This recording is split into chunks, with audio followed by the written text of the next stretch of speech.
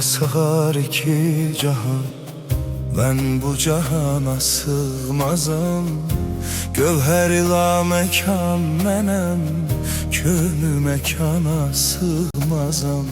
Kövnü mekandır ayetim, zata gedər bidayetim.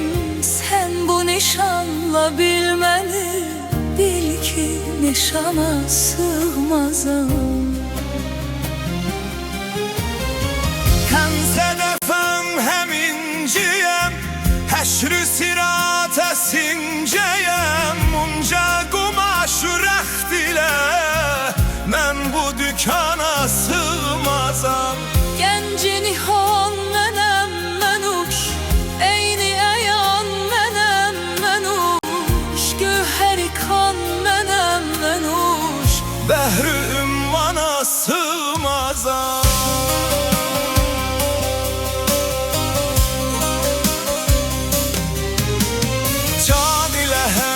Cahan mənem, dəhr ilə həm zaman mənəm. Gör bu lətafəti ki mən dəhr-ü zamana sığmazam.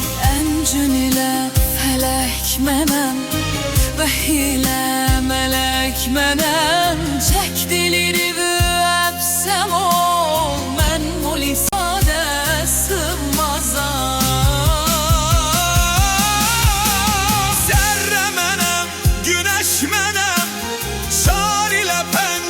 Şeşmenem, sureti gör beyan ile, çünkü beyana sığmazam. Zat iləyəm, sifət ilə, qədr iləyəm, bərat ilə.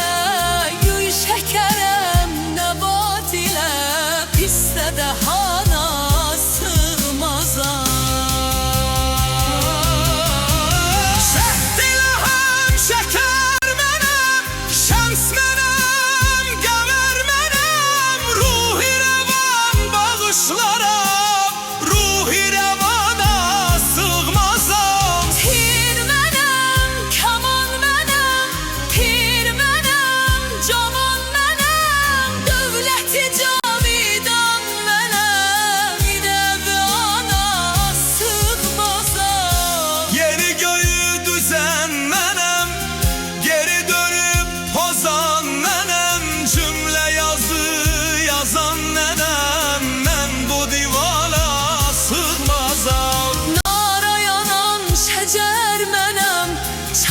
çıxan həcər mənəm. Gör bodum zəbanəsindən, bu zəbana sığmazam. Gerçi bugün Nəsimiyəm, Haşimiyəm, Qureyşiyəm. Bundan uludur ayetim, ayeti şana sığmazam.